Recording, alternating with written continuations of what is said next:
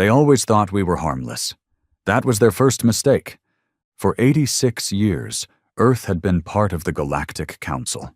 We followed their rules, sat quietly in the back rows, clapped when told, and handed over our tech like good little savages. They laughed at our history, snickered at our brutal past, and told us we'd finally civilized ourselves by joining them. What they didn't know was we were holding back. I remember the day everything changed.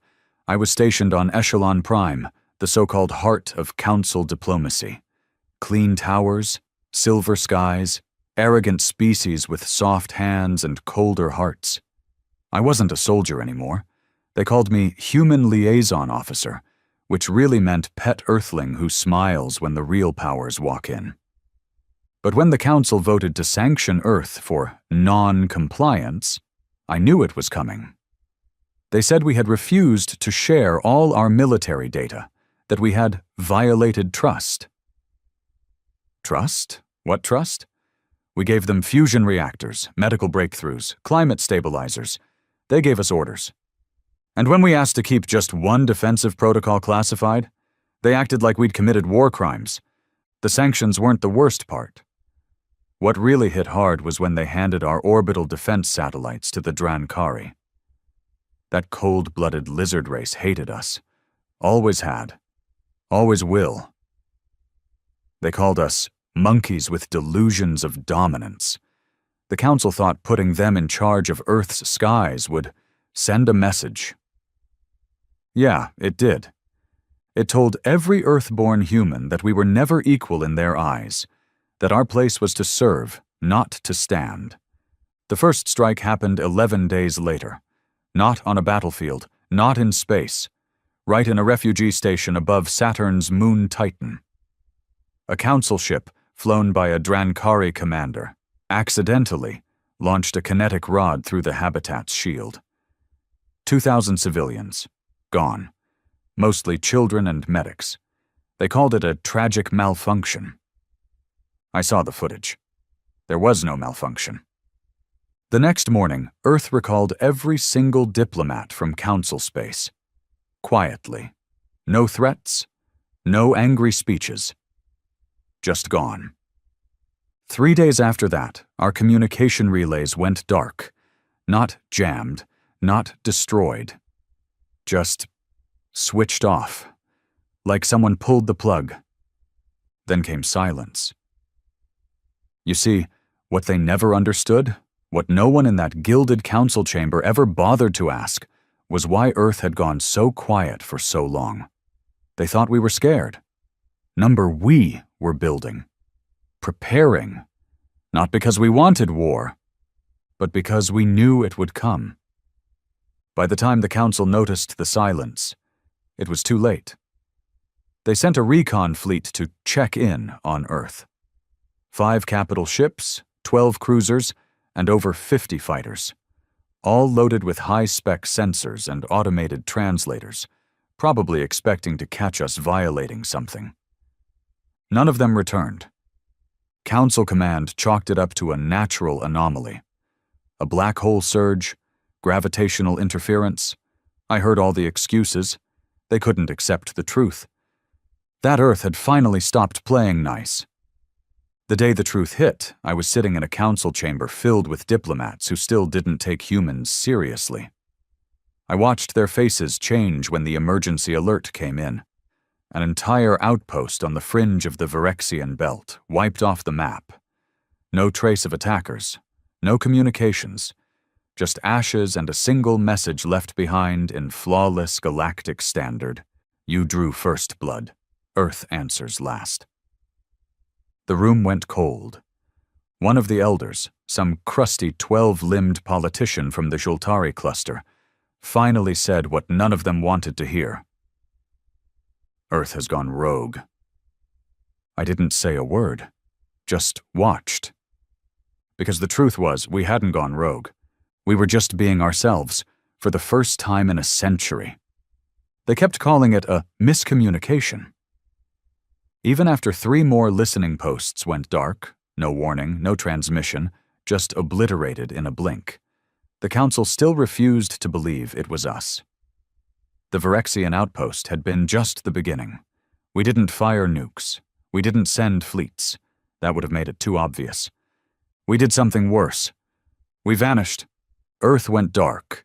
No traffic in or out, no trade ships, no diplomats, not even pirate signals. It was like the planet folded in on itself and disappeared from the galactic stage. Every known Earth outpost deactivated its transponders. Every AI communication channel went offline. Even our shared research projects suddenly lost access to every Earth database. And still, the Council refused to panic, because deep down, they wanted to believe we were still the harmless pets they thought we were. The ones they could leash with sanctions, intimidate with starfleets, silence with shame. They didn't realize we'd just been waiting for them to cross a line. I was one of the few humans left in Council space. Technically a civilian observer, though by then, even that was a lie. I had orders, quiet ones, and I wasn't the only one. Scattered across Council space, there were dozens of us lying in wait, not to attack, to watch, and when the time came, to witness, because Earth wasn't just retaliating, it was making a point. The next strike hit the Hadrex Array, a massive research facility orbiting the twin suns of Krelix. It was protected by 3 fleets, 30 automated defense grids, and 8 planetary sentries. State-of-the-art, funded by half the Council. They used it to map dark matter anomalies across the quadrant. They found their own destruction instead. I still remember the message sent out afterward. Short, brutal, human. We gave you peace. You gave us graves. The Council called an emergency meeting. Not just the usual dozen power species, but all 300 member races. They tried to spin it like Earth had become unstable, dangerous. Some even said we were being manipulated, maybe by the Zalek Hive, or some rogue AI faction. They couldn't accept that humanity, the galaxy's silent partner, was now leading its own war. They needed a scapegoat, and they tried to find one in me. 2 Council guards escorted me from my quarters before sunrise.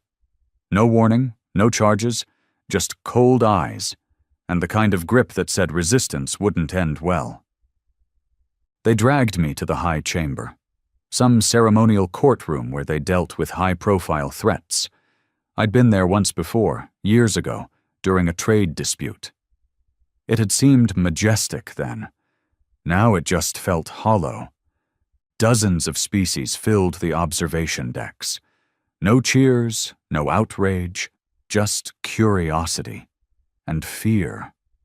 The central figure, Archon Telmar, an amphibious, bloated creature with silver gills and a voice like gurgling oil, spoke first. Human Alexander, you stand here representing your species. What do you say to these acts of destruction attributed to your kind? I stood silent for a moment, scanning their faces. Some looked away. Some met my eyes, searching for some explanation that would comfort them. That would make this not their fault. I gave them none. What did you expect? I asked. My voice echoed louder than I thought. You handed our orbit to an enemy race, you killed our children, and then you called us aggressive. Telmar's face hardened. Your world was offered every opportunity to comply with the Council. You rejected unity. No, I snapped. We respected unity. We gave more than anyone. We gave tech you couldn't even understand. We offered medicine that cured your plagues. We held back because we believed in peace. But every time we gave, you took more. And when we said no, once, you responded with death. A silence followed, thick and charged. Another elder, a slim fox-faced diplomat from the Visari, spoke next. Surely you don't expect us to believe Earth would willingly isolate itself and commit acts of war. You still don't get it, I said quietly. You still think we need you. That's when the lights cut, not just in the chamber, across the entire council spire. Power outages in council space were unheard of. Their infrastructure was shielded against every imaginable cause: EMPs, solar flares, quantum disruptors. This wasn't a system failure. This was a message. Red emergency lights flickered on. Sirens screamed through the spire. I could see guards scrambling at the exits, comms flaring to life. Everyone looked confused, except me, because I already knew what it meant. Earth had just tapped into their systems and turned them off. A moment later, a council comms officer burst into the chamber. "We've lost external comms. The planetary net is down. Orbital defenses are unresponsive." Panic. Pure, delicious panic. They called for evacuation protocols, but none of the gates responded. The spire had been locked from the outside. Earth had disabled the galactic capital's control center like flipping a switch, and all without firing a shot. Telmar looked at me with something I hadn't seen in him before. Genuine fear. "What is your government's demand?" he asked, voice low. I shook my head. "You still don't understand. This isn't a negotiation. This is the reveal. For 100 years you thought Earth had gone soft, civilized. You thought we'd traded our fire for comfort." I stepped forward, and the guards didn't stop me. They were too busy checking their useless weapons. "The truth is, we saw you for what you were. Decadent, arrogant, and weak. And we knew that sooner or later you'd turn on us, so we prepared. Silently. Relentlessly. And now?" I smiled. "Now you get to see what we really are." The screen behind me flickered to life. Another failure, they thought, until they saw what was being broadcast. Earth. Not a live feed, a recording. Dozens of them. Military factories. Orbital weapons that hadn't existed on any council blueprint. AI-driven war machines that made their drones look like toys. And the worst of all, the ARC protocol. They had no idea what it was. But it scared them. I watched as species after species realized the Council's power had never been real. It was borrowed, stolen, and Earth had stopped lending. That day, Earth didn't invade. Didn't occupy, didn't ask, it just pulled the curtain back and showed the galaxy how small it really was. The message ended, and the chamber fell into stunned silence. No one spoke. What could they say? Then the second message began. This one wasn't pre-recorded. It was live. A man's face appeared on screen. Older, maybe late 50s, stern, gray streaks in his hair, no medals, no fancy titles, just a plain black shirt with an Earth insignia behind him. He spoke softly, coldly. "To the Galactic Council. This is not a war declaration. This is a correction. For decades, Earth has contributed knowledge, resources, and peace. You responded with arrogance, theft, and violence. You took our goodwill for weakness. You mistook mercy for cowardice. Let me be clear. We do not want conquest. We do not seek destruction. But we will never be beneath you again. Earth is no longer part of your council. And from this point forward, you will never see us coming." The screen went dark. And in that moment, every single species in that chamber knew the truth. Earth had never been tame. They'd just been too blind to see the leash was never around our neck.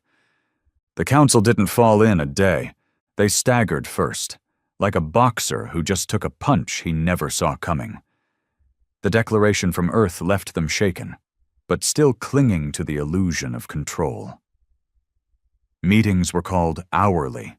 Emergency subcommittees formed and dissolved within hours. They debated sanctions, countermeasures, defensive posturing. None of it mattered. Because for the first time in recorded galactic history, Earth had gone silent, and no one could do a damn thing about it. I spent the next 3 days locked in a high-security observation chamber. They called it protective custody. but it felt more like a panic room. I wasn't interrogated. I wasn't charged. They just didn't know what to do with me. I was the closest thing to a liaison Earth had left, and even that was a lie now.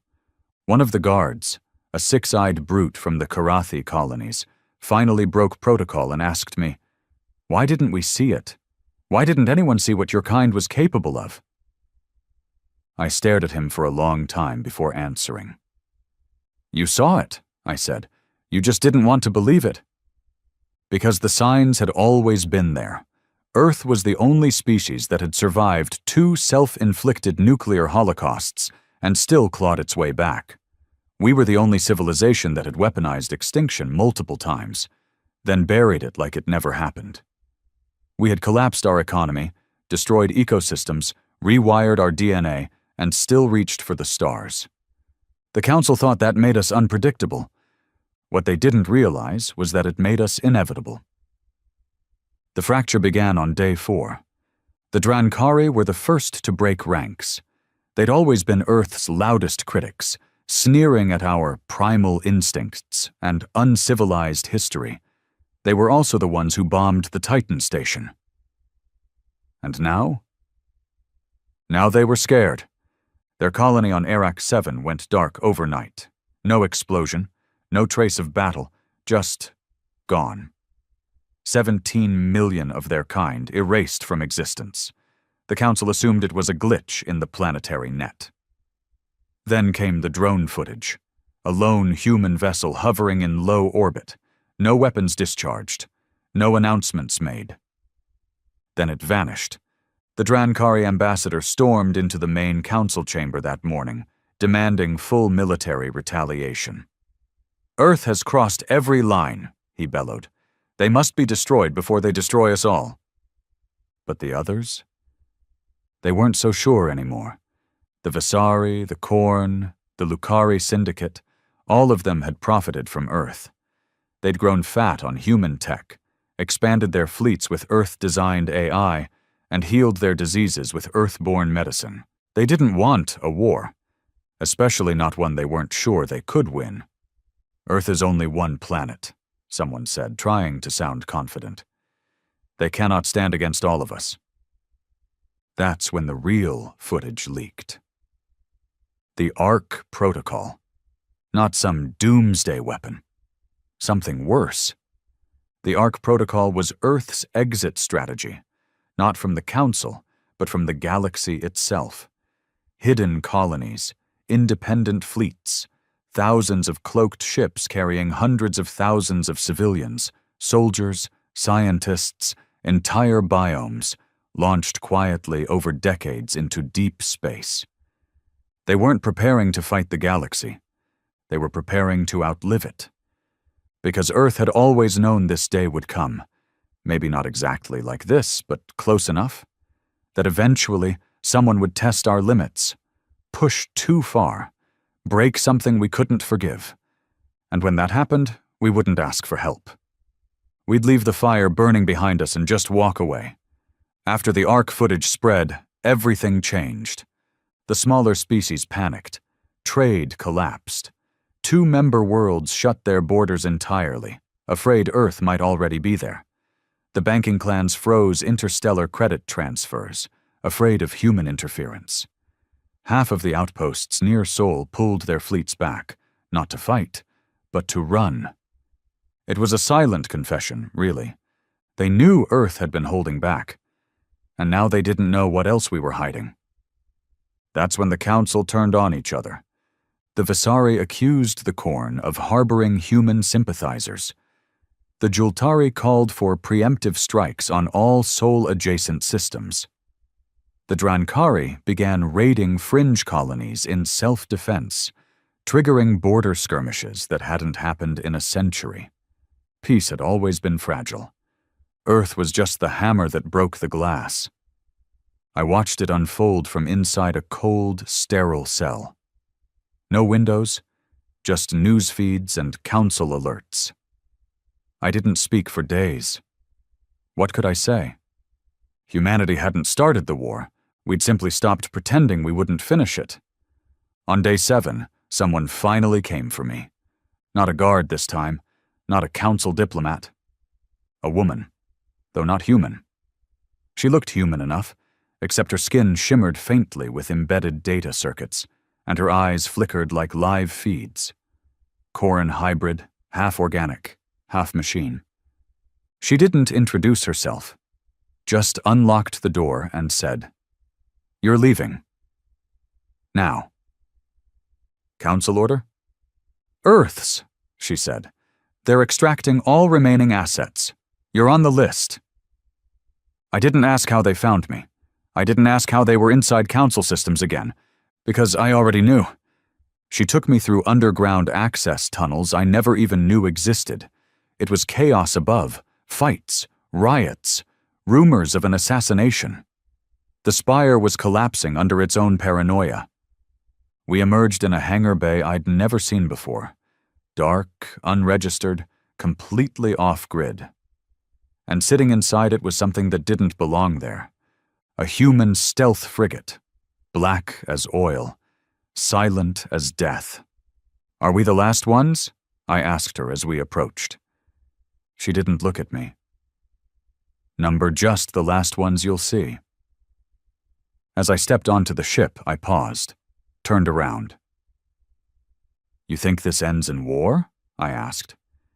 She tilted her head, almost like she was listening to something I couldn't hear. Then she smiled. A bitter, broken thing. "It already did," she said. "You just didn't notice because Earth didn't fire the first shot." The ramp sealed behind me. We left orbit in silence. Hours later, the council spire exploded.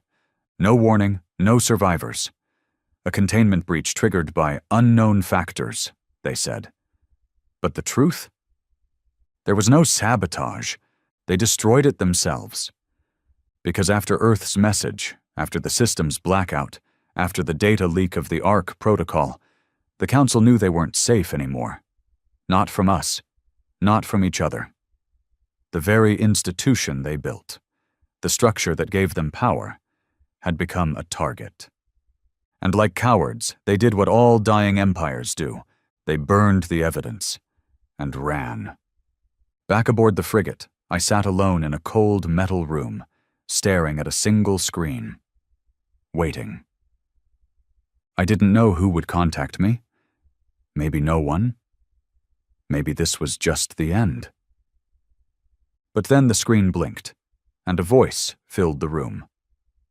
Not a face, just a voice. Male.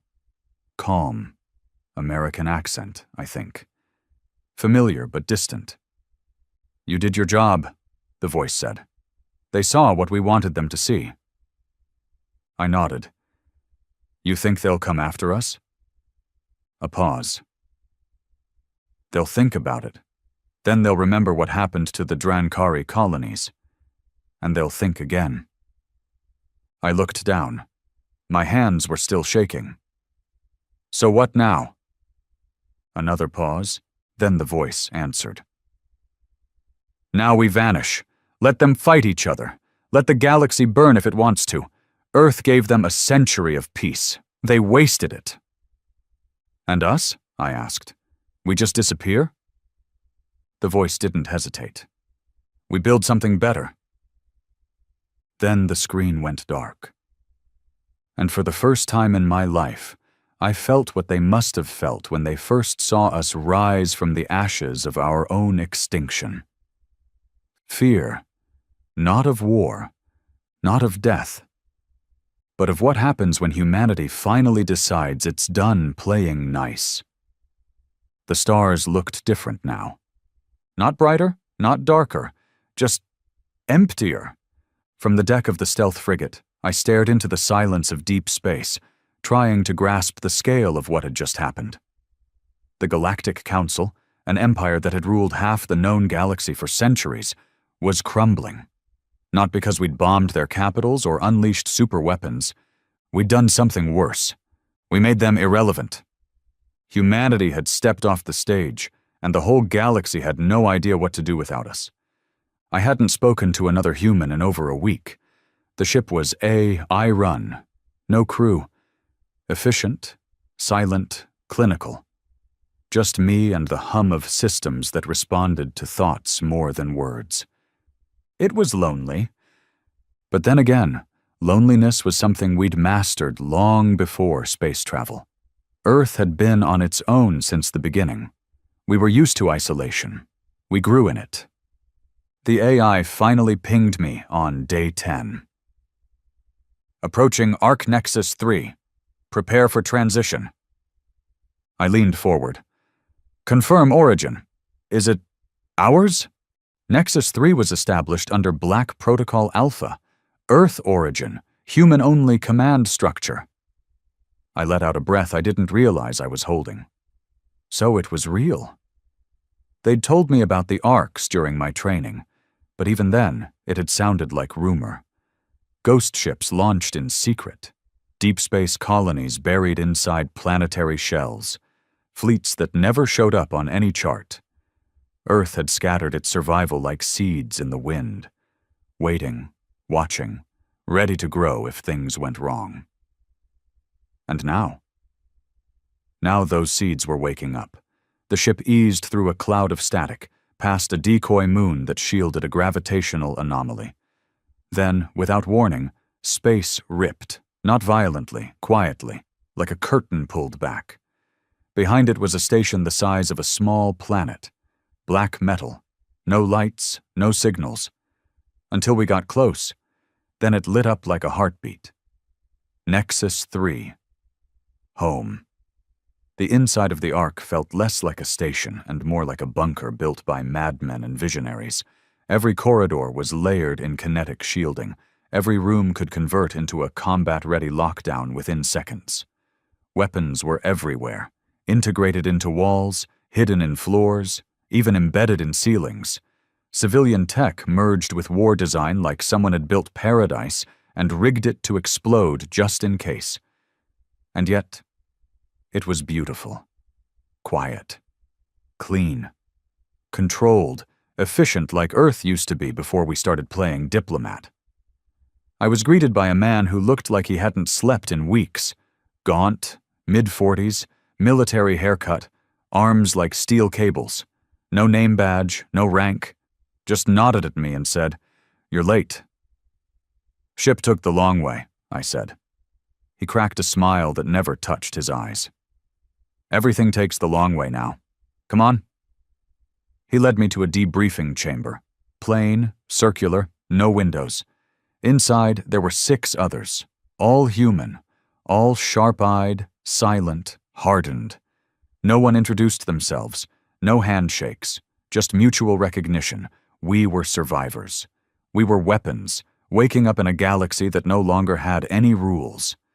The man, who still never gave his name, stood at the center and activated a 3D holo projection. Dozens of red marks blinked across the galaxy. "Council is done," he said. "Factions are tearing each other apart.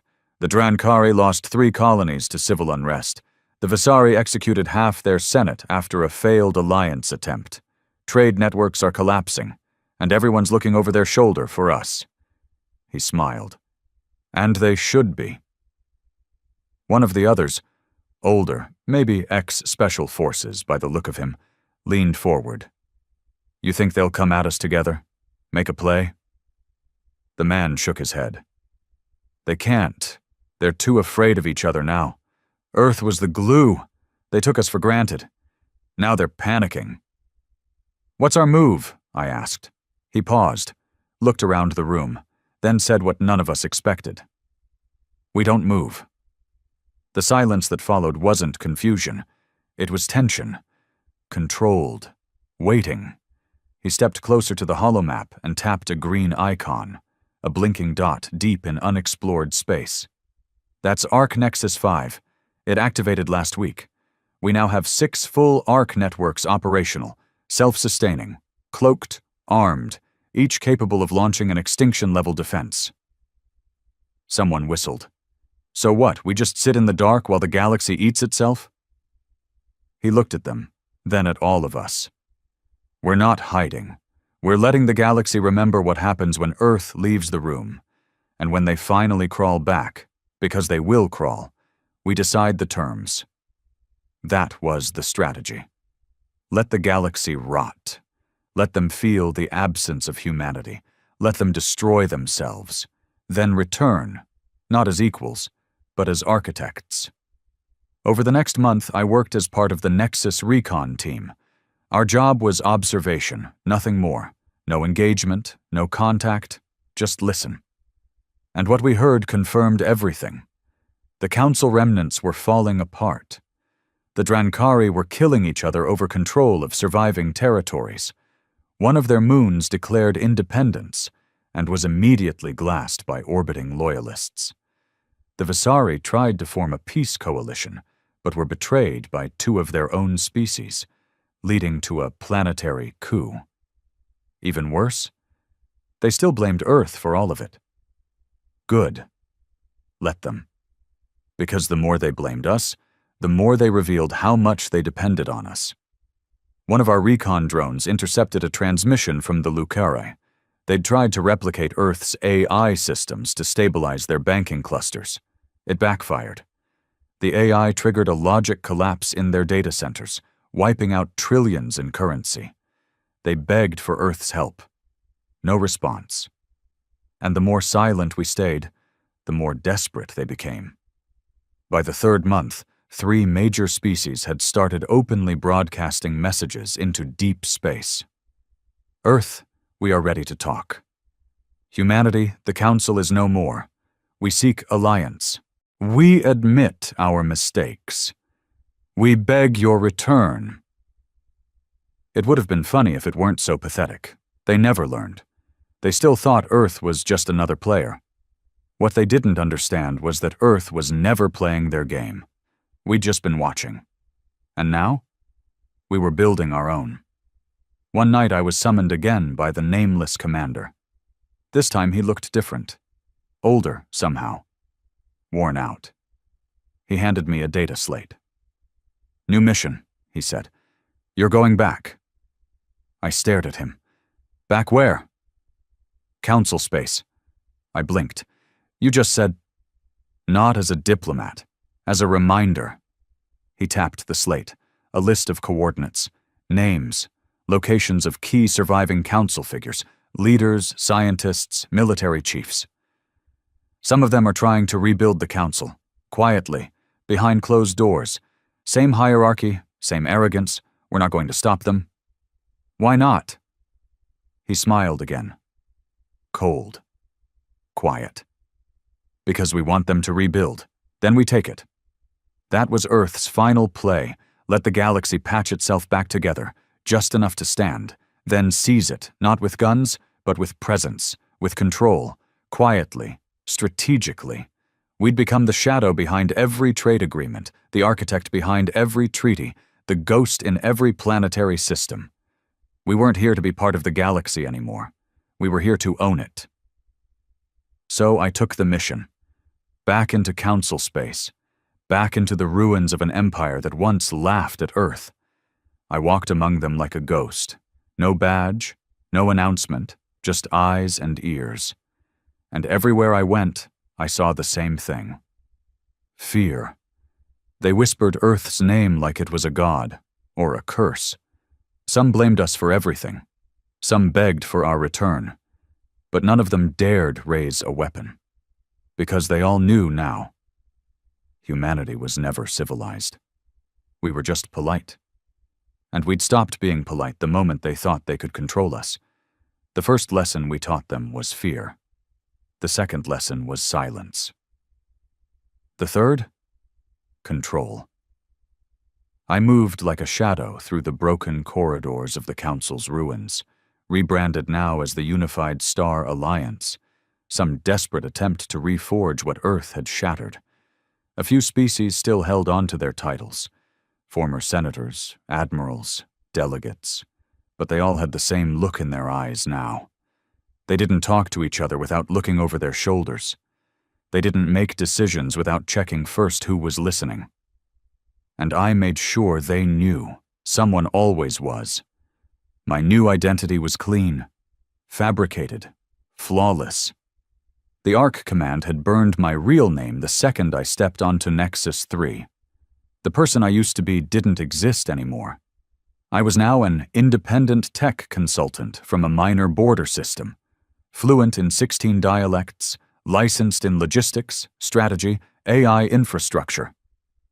The kind of person no one noticed, until the wrong system failed at the worst time.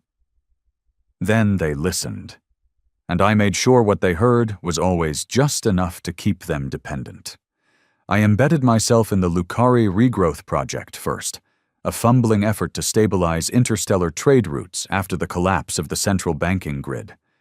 They were desperate, starving, clinging to the last fragments of Earth's AI systems, most of which they barely understood. They didn't know I'd helped design those systems 10 years ago. Didn't know Earth had built them with tripwires and hidden back doors. Didn't know I could crash their entire currency in 10 seconds with a neural flick. Instead, they begged for guidance. "We can't get the adaptive chain to sync across the quadrant," their lead systems officer told me one evening, hands trembling over a glowing console. "Every time we stabilize one sector, another collapses. It's like the damn thing's infected." I smiled. "It's not infected. It's starving." "Starving?" I leaned closer. "It's missing context. These systems were designed to operate alongside human cognitive architecture. Without human oversight, they become unstable. But we can't get Earth back." "You don't need Earth," I lied. "You need people like me." He looked at me like I was salvation itself. And just like that, the noose tightened. Within 2 weeks, I had access to 63% of the regrowth project's infrastructure. Every credit transaction, every resource trade, every shipment manifest. I rewrote protocols in the background. Small changes, nothing flashy, the kind you wouldn't notice until it was too late. Every time they fixed a glitch, it created a new one elsewhere. Every time they tried to optimize, the system just needed a little more of my help. And every time they called me back, they handed over a little more control. I wasn't the only one. Across the former council territories, Earth's operatives moved like smoke. Engineers, advisors, consultants, never soldiers, never with guns. That would have been too obvious. No, we came offering solutions. Peace, stability, guidance. And they lapped it up like starving dogs. Because while they spent the last century treating us like wild primitives with a knack for war, we had studied them, understood their psychology, mapped their weaknesses, their pride, their paranoia. We didn't need fleets to conquer them. We just needed access. I got my first glimpse of the new council chamber during a summit on Veltrix Prime. They called it the Coalition of Shared Prosperity, as if renaming the mess would erase the stench of failure. The chamber was smaller now, less formal, fewer species. Most of the old powers had collapsed or withdrawn completely. I wasn't allowed inside, of course, not officially, but I didn't need to be. The chamber's environmental control systems were patched into a logistics network I'd helped stabilize. That meant I could hear everything, every conversation, every bribe, every fear-soaked negotiation. And that's when I heard the phrase for the first time. "We should ask Earth." It came from a Vesari minister, her voice hushed but heavy with exhaustion. The others didn't argue. Not one. Not even the Drankari representative. What was left of them, anyway. He just nodded and muttered, "If they're still listening." They were all praying we were still listening, and I made damn sure they knew we were. I leaked a memo 3 days later. Not officially, of course, just a simple transmission, bouncing off a dozen shadowed relays, worded carefully to sound like it wasn't supposed to be heard. Earth is not interested in resuming full membership. However, Earth is willing to support independent stabilization efforts through experienced human intermediaries. A single sentence. but it changed everything. Suddenly, the requests flooded in. Advisors, mediators, infrastructure analysts, energy grid specialists, not soldiers, not diplomats, operatives. Earth was now the invisible empire, our influence everywhere, our face nowhere. Back on Nexus 3, I reported to the commander in one of the Ark's black rooms. Same gray stare, same unreadable expression. He reviewed my updates without speaking. I could feel his mind parsing data faster than any Council AI ever could. After a while, he spoke. "You see what's happening?" "Yeah," I said. "They're crawling back, one by one. They think they're hiring help. What they're doing is leasing sovereignty." I smirked. "And they won't know they sold it until it's already gone." He leaned forward. "You feel it yet?" "Feel what?" He tapped his chest. "The change." I didn't answer right away, but I did feel it. At first, this mission had been about revenge, about making them pay for Titan, for the children, for the lies, for the sanctions, for the way they made humanity grovel while stealing everything we gave them. But now? Now it was something more. This wasn't just punishment. This was evolution. Earth had stopped trying to fit into the galaxy's mold. Now we were reshaping the mold to fit us. Over the next year, Earth redefined galactic order, without a single official declaration, without a single fleet movement. We controlled trade routes by maintaining them. We monitored communications by repairing old satellites. We ran security by improving defense grids. And the galaxy let us. Because fear is a powerful motivator. And hope is even more dangerous. They hoped we were merciful. Hoped we'd be different this time. Hoped that our silence meant we weren't watching them fail. But we were, every step, every word, every betrayal. We were there, and soon the phrase echoed louder. In meetings, on broadcasts, across the markets. Ask Earth. They called themselves the Haraxis Compact. A minor species, really. Back in the old council days, they were barely a footnote. Small cluster of planets, proud culture, no real military strength. They'd contributed little, asked for less.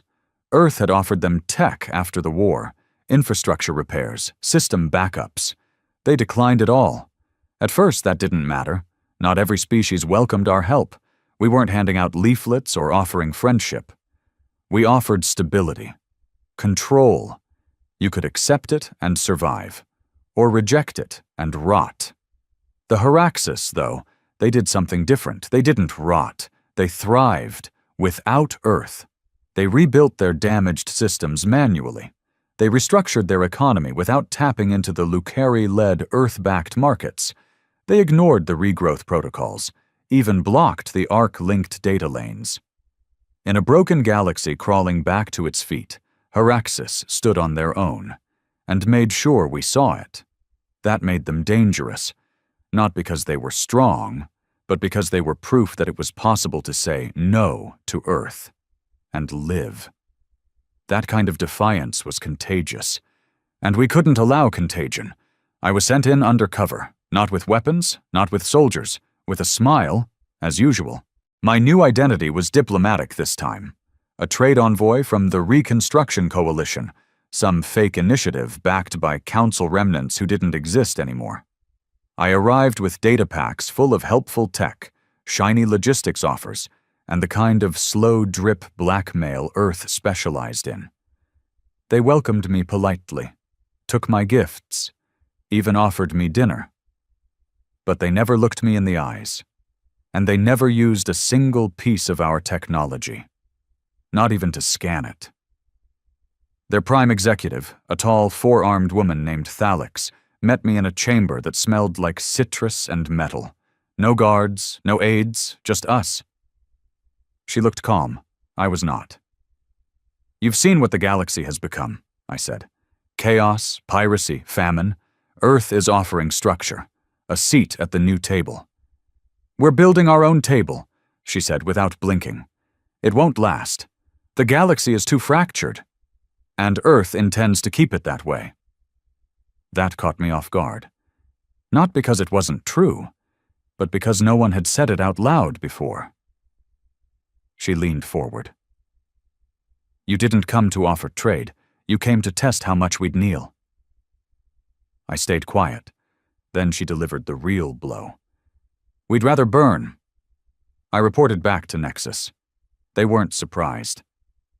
They're too proud, the commander said, reading my report. Too small to threaten us, too visible to ignore. What's the move? I asked. He didn't answer right away, just turned toward the massive star map on the wall. Dots pulsed across it, Earth's influence, bleeding outward like veins. He tapped the Heraxis cluster. 4 planets, 12 moons, one singular act of defiance. Make them irrelevant. How? No violence. Not yet. Just isolation. Cut them off. Quietly, financially, digitally, politically. Every species that trades with them, flagged. Every relay they connect to, jammed. Every system they access, glitched. Turn them into ghosts. Exactly. He turned back to me. And if they still won't kneel after that? I knew what he meant, and I didn't argue. The purge began within a week. First, the Lucari blocked trade with Heraxis, not because they wanted to, but because their economic systems were now so intertwined with Earth's that they couldn't risk defiance. Then came the blackouts. Every outer Heraxis colony lost access to navigation relays. Transport ships failed mid-jump. Supply stations went dark. Their complaints reached the Coalition's new central hub, Earth's voice behind a glass curtain, and were logged, ignored, and buried. Still they held. They rerouted manually, mined their own resources, resorted to analog systems that hadn't been used in decades. And when their prime executive released a galaxy-wide message calling Earth the Shadow Empire, it went viral. People listened, not just the broken ones, not just fringe rebels and pirate colonies. Even some Coalition loyalists started asking questions. Is Earth taking over? Are we still free? Are we trading survival for slavery? It was happening. Doubt, the one thing Earth couldn't allow, so we stopped being silent. The second phase was subtle. We exposed corruption on Heraxis's moons. False, but believable. Faked videos, artificial messages from whistleblowers, edited documents showing money laundering and slave labor. We leaked it anonymously. Let the galaxy chew on it. Heraxis denied everything, called it manufactured. But no one listened anymore. Truth didn't matter. Perception did. One by one their alliances cracked. Trade collapsed. Imports slowed. Internal riots began. And Earth watched. But they didn't collapse. They didn't come begging. Instead, they turned inward, retreated from interstellar politics, went dark voluntarily, canceled all diplomatic channels. They became their own fortress. Their silence was louder than any scream. And it worked. For the first time since Earth began its silent rise, someone had resisted long enough to survive it. That wasn't a win. It was a warning. So the final order came through. Simple. Cold. One line. End it. I volunteered. I had to. I'd been there since the beginning. I saw their eyes, their pride, their hope. And I knew if we let them stand, more would follow. More would question Earth. And Earth wasn't in the business of being questioned. I arrived in the middle of a solar eclipse. Fitting, in a poetic way. A shadow overtaking the light. The Heraxis Prime Chamber was empty, abandoned hours before I landed. They knew. They were waiting. I found Prime Executive Thalix on the observation deck of their capital's tower. Same calm eyes, same voice. You're not here to negotiate? No. You're not here to kill me either? No. She turned back to the view. You're here to erase us. She wasn't afraid, not even bitter, just tired. You held longer than anyone, I said. You stood up when others begged. And it changed nothing. It changed everything. She turned back toward me. Her voice was a whisper. They'll come for you one day. I shook my head. Number, we don't give them time to build dreams anymore. We didn't drop a bomb, didn't fire a missile. We buried them in silence. Within 48 hours, every Heraxis system was flagged as a quarantine zone. Every frequency was jammed, every jump route rerouted. Their names were wiped from trade logs, navigation charts, cultural archives. It was as if they'd never existed. Even their memory was deleted, digitally, socially, economically. And Earth moved on, like we always do. But something changed in me. I didn't report back for 2 weeks. Spent the time in silence aboard a dark ship, floating just beyond the Heraxis border. Watching. I thought I'd feel satisfaction, but all I felt was a question I couldn't answer. At what point do we become the thing we destroyed? Then a transmission came through. Unofficial. Unregistered. From a Heraxis satellite that should have been offline. It was just a voice. Thalix's voice. To whoever is listening, we are still here. We are still standing. We don't need you to remember us. We just need you to know Earth can be defied. The signal cut, but the message had already spread. It was intercepted, echoed, reposted in the darknets, pirated onto forgotten colonies, carved into spaceport walls. Not a call to arms, just a reminder. Earth wasn't a god. Earth could be resisted. And that was the beginning of our first real threat. Not from Heraxis, but from the idea they left behind. It started with a whisper. On a backwater station near the Cradle dust rings, a bartender handed a drink to a freight runner and said, "They say the Heraxis are still alive." The freight runner laughed. "They're ghosts, man. Earth wiped them." The bartender didn't argue, just slid another glass across the bar. By morning, a message had been carved into the bathroom wall. Earth can be defied. 2 days later, that same message appeared in a hidden data stream buried beneath the Coalition's secure comm network. Just 6 words, scrolling endlessly. No signature, no location, but everyone knew where it came from. Heraxis, or what was left of it. The phrase spread like radiation, appearing in trade logs, in cargo crates, in corrupted security feeds, graffiti on bulkhead doors, inscribed into ammo shipments. Not loud, not violent, just everywhere. No one said it out loud, not in public, but they all read it. They all knew. Earth had made one mistake. It silenced a people, and in doing so, made them eternal. At Nexus 3, they called it a glitch. At Nexus 5, they labeled it a psychological blip. But at Nexus 1, the Arc Core, Command didn't speak at all. They just listened. And they watched. By month 2, 6 minor colonies that had requested Earth-backed support quietly pulled their applications.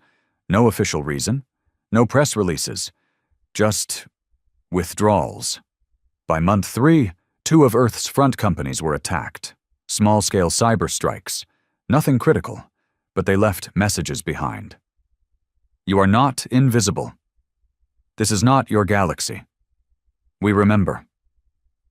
The names attached to the attacks were aliases, but the code, it was Heraxis-made. Somehow, in the middle of total isolation, they'd found a way to talk to the galaxy. And worse, the galaxy was starting to talk back. I was pulled into Arc Command again. Same cold room, same lights. But the commander wasn't alone this time. There were 5 others. Men and women I hadn't seen before. Clean-cut, focused, the kind of people who didn't blink unless told to. "We're initiating Phase Omega," the commander said. "Containment isn't enough. Influence isn't enough." "What's the mission?" I asked. He turned the holomap toward me. Red flares blinked across it. Colonies with increased Heraxis sympathies. Trade routes now considered unstable. stations with increased pirate activity, political dissent, or sudden technological independence. These systems aren't rejecting us because they hate us, he said. They're rejecting us because for the first time, they think it's possible. And it is, one of the others muttered. Everyone turned toward him. He didn't flinch. We didn't kill Heraxis, he said. We buried their systems, their satellites, their cities. But we didn't erase them. They're still alive. Somewhere. Broadcasting through ghost channels, feeding information to the outer colonies. And Earth doesn't tolerate infection, I said. The commander nodded. You're going back into council space. Quiet. No credentials, no backup. Find the leak, find the voice, and silence it. I looked at the map again. So many red dots. Too many. It won't be one voice, I said quietly. It's an echo now. Then kill the echo. My infiltration began on Lunara 9, a mining colony orbiting a gas giant in the outskirts of the old Visari Empire. Heraxis sympathies were rumored, but no direct connection had been confirmed. Until I arrived. It wasn't banners or riots. That's not how rebellion works when you're living under Earth's shadow. It was eyes. The way people looked at me when I said I was from the Reconstruction Coalition. Polite? Still. But cold. Then I saw it. Scratched into the underside of a fuel pipe in the service dock. We remember Titan. That was the first time in years I felt something break inside me. The Titan massacre. 2,000 civilians, bombed by council ships under Drankari command, Earth's children, Earth's medics. They'd died silently. And Earth had waited, built, burned the galaxy down for it. But someone else, someone forgotten, had carried that name too. Titan hadn't been erased. It had been remembered, not by Earth, but by Heraxis. The rebel cell on Lunara 9 was small, careful. They didn't organize openly, didn't march or protest.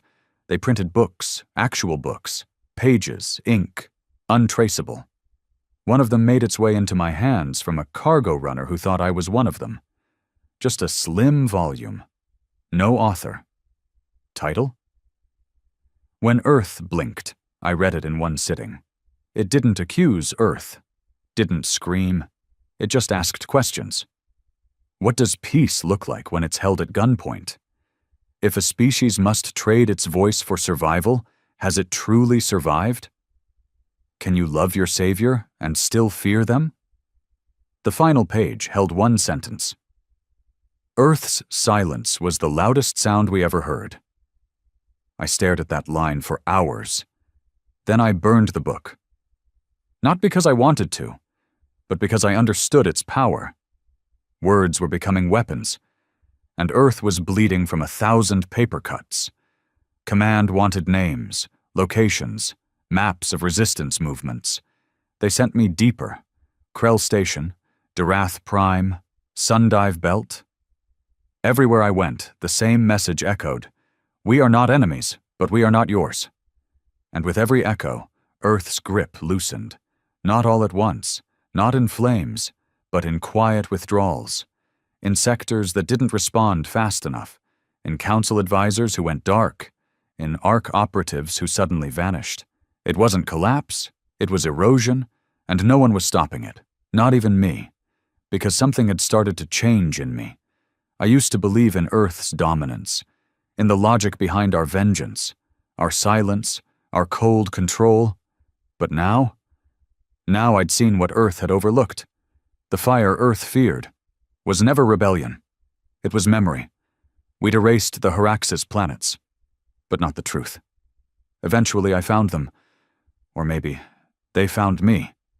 It was on Vossar's grave, a rogue asteroid colony outside legal space.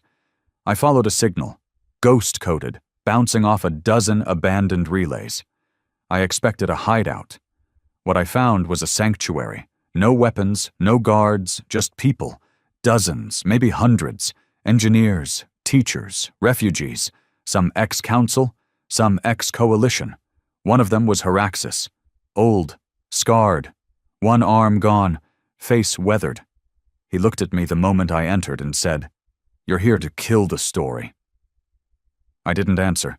He poured me a drink, sat beside me. "You were there, weren't you? At the council spire, when Earth pulled the plug?" I nodded. "And you still think this path leads to peace?" I didn't know anymore. He leaned back, closed his eyes. "Do you know what Haraxis feared the most?" "What?" "That one day we'd win." That stopped me cold. Win what? This war of silence, the control, the power, that we'd become like Earth, that we'd forget why we resisted. And did you? He opened his eyes. Number but Earth did. That night I sent a message to Nexus, just 5 words. "We may have gone too far." No reply came. None ever would. Because Earth doesn't apologize. Earth doesn't ask. Earth decides. But for the first time, Earth wasn't the only one deciding. The whispers had grown too loud. Too many people had started remembering. And once a memory awakens, you can't kill it. The message reached ARC Command at 0400 hours. Not a coded transmission. Not a tactical ping. Just a public broadcast, wide spectrum, blasted across every known system. Pirate, civilian, military. From Sol to the dark edges of the dead Council Rim. It was her voice again. Thalix, the ghost of Haraxis. "We are not soldiers. We are not rulers. We are not conquerors. We are the memory you tried to bury. And we are still here." There was no threat in the message. No demand, no rally cry, just those last 4 words. Still here. Still. Present. And for the first time since the arcs activated, Earth couldn't silence it. Because the message wasn't coming from a planet or a station. It was coming from the relay graves, the ancient pre-council communications lattice buried in abandoned systems, forgotten for centuries. They were unmonitored, untraceable. And suddenly, everyone was listening. Within 24 hours, over 80 fringe systems joined the call. Some openly, some just by repeating the message. "We are still here." It echoed across trade routes, slipped into navigation software, appeared on cargo scans, haunted secure channels. And Earth? Earth hesitated. Not because we were afraid of war, but because this wasn't war. This was remembrance, and we'd built no weapon to fight that. I was ordered back to Nexus 1. Not summoned, ordered. That hadn't happened since Titan. The commander met me in the Hall of Thought, where long-term policy was drafted, where ARC architects designed the future of control. Only he wasn't alone. There were others. People I didn't recognize. Younger, colder, new blood strategists, grown in the silence, raised in the shadow of victory. They'd never lived in the age when Earth was humble, never learned the value of restraint. The commander didn't greet me, just spoke. "They've hijacked the narrative." I didn't answer. "There's sentiment now, across at least 63 colonies, people saying Earth's occupation is unnecessary, oppressive." "It is," I said. That got their attention. A few stiffened. One glared. The commander only watched me. "What do you recommend?" he asked, voice flat. "Pull back," I said. "Let the message burn itself out. Don't fuel it. Don't fight it. Time is our best weapon." A pause. Then one of the younger strategists stepped forward. "And if it doesn't die?" I looked her dead in the eye. "Then maybe it's time we ask why it's alive at all." The room fell quiet. Because I'd said what none of them wanted to face. The truth was, we hadn't created peace. We'd created obedience, and obedience has an expiration date, especially when built on silence.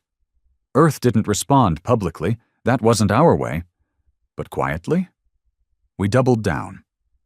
New restrictions hit fringe systems, code-based sanctions, licensing penalties, AI recalibrations that coincidentally disrupted commerce. It wasn't overt, but it was felt. Earth was tightening the leash again, and the leash bit back. 3 days later, Veltrix Port Authority, once a loyal trade ally, declared neutrality. They severed all reconstruction contracts, kicked out Earth-appointed advisors. They didn't ask for war. They just said they wanted to breathe again. That same day, a Council-era colony, Juno's Gate, replaced their Earth-licensed AI with a Heraxis-built OpenNet. Less efficient, less stable, but free. The effect was immediate. Others followed. Whispers became statements. "We're not anti-Earth. We're just not yours. We'll take our chances with chaos over controlled peace. We've had enough of silence." It was happening. Not all at once. Not explosively, but like cracks in a glacier, and behind each crack, a flood waited.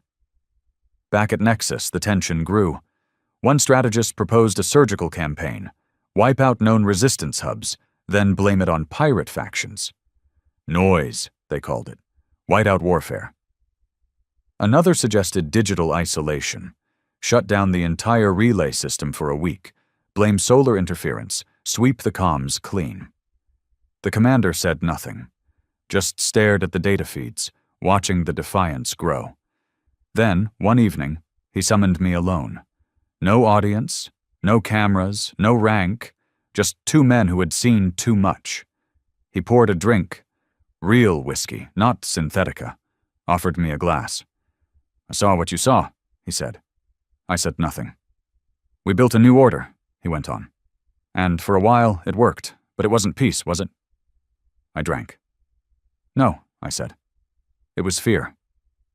He nodded slowly. "And we told ourselves that was enough." "It never is." He exhaled hard. "I want out." That stopped me. "Your command." "Not anymore. I gave them my resignation yesterday." "They won't accept it?" I didn't ask. He finished his drink, then looked me in the eye. "I think we made a mistake." I nodded once, and for the first time since the council fell, I saw doubt in Earth's most unshakable man. The next morning he was dead, airlock breach, logged as a systems malfunction. But we both knew better. Someone had accepted his resignation after all. That was the turning point for me. Not Thalix's broadcast, not the message, not even the whisper of rebellion. It was that silent purge, that reminder, that Earth, my Earth, was now a machine that eats its own. So I disappeared, cut my tag, fried my neural trace, burned my ship. I became what Earth feared most, a ghost with memory. They came after me, of course. Black flag retrieval teams, whisper agents. But Earth trained me better than anyone, and now I used their own systems against them. I moved from station to station, planet to moon. Each place, I left one thing behind. A story. Not a lecture, not a rant. Just truth. About Titan. About the arcs. About the cost of silence. And about the one thing Earth never wanted spoken again. The day the Council realized Earth had been playing nice. It caught on, because stories are seeds. And I planted thousands. 1 year later, I watched from the outer rings of the Kryden swarm as the Coalition voted to dissolve Earth's central oversight. Not because they hated Earth, but because they were tired of being afraid. They weren't defiant, just done. And in that moment, Earth was finally faced with the one truth we'd ignored for 100 years. You can't rule memory. You can silence voices. You can erase names. But you can't kill the moment people start asking questions. The arcs are still out there, hundreds of them. Watching, waiting, planning. And maybe one day they'll rise again. Try to rebuild the Shadow Empire. Maybe they'll learn. Or maybe they won't. But as for me, I keep moving. Because I know Earth better than anyone. I know its pride, its power, its darkness. But I also remember the part it buried, the human part, the messy, beautiful, defiant soul of Earth that once looked up at the stars, not to conquer, but to belong. Maybe we'll find that again. Maybe not. But I'll keep telling the story, because the day Earth stopped playing nice was the day the galaxy learned that silence is not peace, and peace, real peace, can only exist when no one is afraid to speak.